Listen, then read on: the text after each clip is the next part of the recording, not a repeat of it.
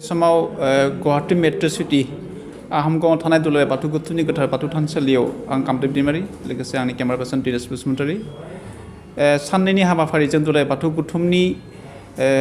गायसननाय सान 12 मे लोगोसे दुलाराय बाथौ गुथुमनि हुंगा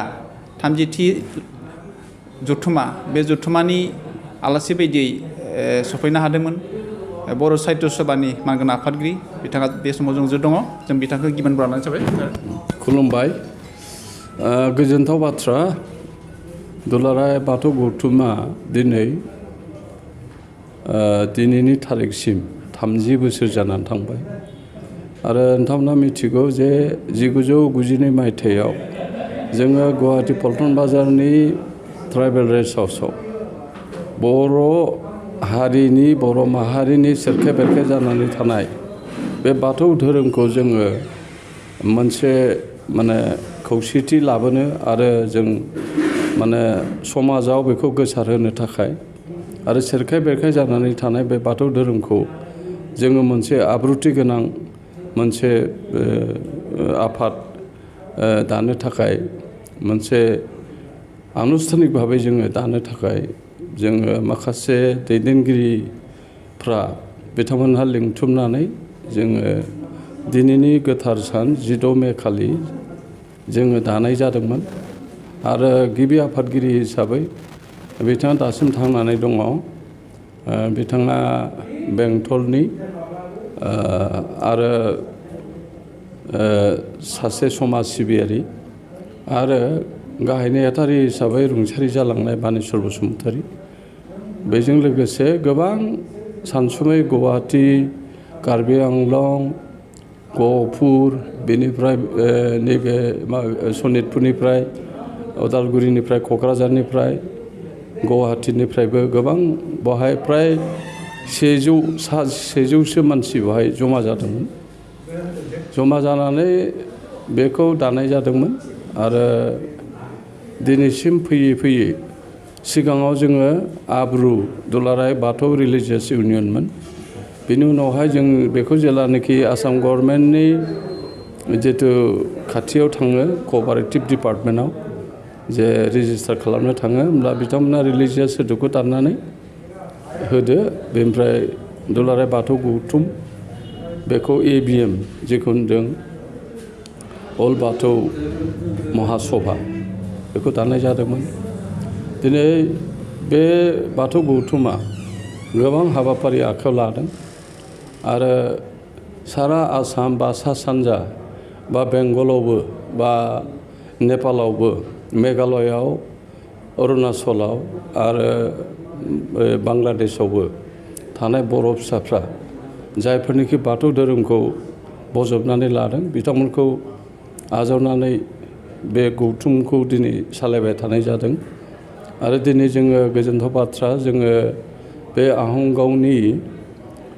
साखाथियाव थानाय बे बाथौफुरियाव जों 8 बिगा हा जों आसाम सरकारनिफ्राय एलटमेन्ट मोननानै जों बेहाय थानसालि लुनायनि लाहार फाहार खालामगासिनो दङ आरो बे थानसालि लांगोनायावनो दिनै साननैनि हाबाफारि मैयानिफ्राय दिनै जोबनानै थांबाय आरो जोंहा फुंनि बेलायाव आसामनि मन्त्रि UG ब्रह्म बिथाङाबो नुजाथिफैदोंमोन आरो लोगोसे जोंहा BTRनि चिफ बिथां प्रमद बर' बिथाङाबो नुजाथिफैदोंमोन आरो लोगोसे बावैसो सायख'जानाय रायजो सभानि MP रोनगोरा नार्जारिजों लोगोसे जोंहा बर' कसारि अट'नमास काउन्सिलनि चिफ मिहिनीश्वर बसुमतारीजों लोगोसे EM बिथांमोन EM सोलोंथाइ बिफाननि अनिल बसुमतारी आरो UBPOनि दैदेनगिरि बिथांमोनाबो दंमोन आरो लोगोसे गुबुन गुबुन जायगानिफ्राय जिल्लानिफ्राय फैनाय बाथौ सिबियारि बिथांमोना बेवहाय बाहागो लादों थान्दै हिसाबै आरो लोगोसे बेवहाय माइनाव आफादनि लाइमोन आफादनि आरो बर' थुनलाइ आफादनि बेनिफ्राय आबोबनि बेनिफ्राय दुलाराय बर' फरायसा आफादनि हारिमु आफादनि गोबां बेवहाय दिनै आलासि हिसाबै बिथांमोना बेवहाय बाहागो लाफैदों आरो जों बे बाथौ महासभानि गेजेरजों बाथौ गौथुमनि गेजेरजों जों मोनसे बर' हारिखौ मोनसे जौगाथि हारि बा बर'नि जे बे धोरोमा मोनसे गुदि धोरोम बेखौ जोङो मुलुग दरबाराव सिनायथि मोननो थाखाय जोङो नाजागासिनो दङ आरो जोंहा गोजोनथाव बाथ्रा जे जोङो गोथार बाथौ सान नैथि मंगलबार मागोनि जोङो स्टेट हलिडे जों बेखौ मोननो हादों आरो बाथौ महासभानि गेजेरजों जोंहा कास्टमारि ल' बेखौ बानायनाय जादों आरो लोगोसे जेसेबांनाखि आसार खान्थि दं बर'फोरनि बे आसार खान्थिफोरखौबो बिथांमोनहा बिजाब महरै दिहुननानै रायजो राजानि गेजेराव फोसावनायनि राहाखौ लादों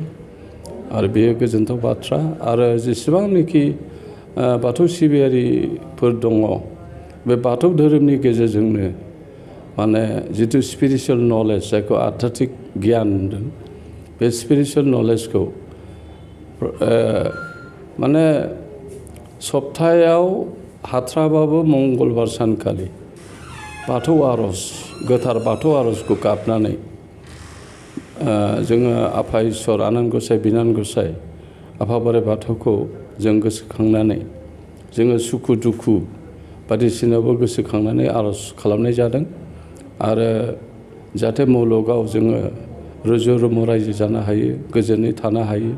बेखौ आर'ज गाबनाय जादों आरो इयुन जोलैया जाहाथे बिथांमोना आध्यात्मिक एबा स्पिरिचुवेल नलेजखौ लानो हायो आरो बाथौनि गेजेरजों बाथौ महासभाया मोनसे मेसेज बिथांमोनहा नाजागासिनो दङ दिनै जोङो पर्टेलबो खुलिनाय नुदों आरो बे खुलिखांबाय आरो बे पर्टेलनि गेजेरजों जेसेबां माने जोंनि साननाय हनाय सानथौ सानस्रि बायदिसिना बेखौ जोङो मुलुगनि जथ' बर'फोर दं बा नन बर'फोर दं बर' नङैफोर दं बे धोरोमा जे बर'नि गुदि धोरोम आरो बे बर'या बेखौ बजबनानै लानानै जे थांनानै दङ आसार खान्थिखौ लानानै जे थांनानै दङ जोंनो हाबा हुखा माने श्राद्ध बायदिसिना बेयाव जे बेफोर खामानिखौ जे जोङो मांगलिक खामानिफोरखौ मोजां खामानिफोरखौ जों जे बे बाथौ माबानि गेजेरजों मोन्थोरनि गेजेरजों जों खामानिखौ मावनो हायो फुजिनायनि गेजेरजों खुलुमनायनि गेजेरजों जों फोथायनायनि गेजेरजों जाहाथे जोङो मुलुग संसाराव आगान होनो हायो बेखौनो बाथौ गौथुमा नाजागासिनो दङ आरो माखासे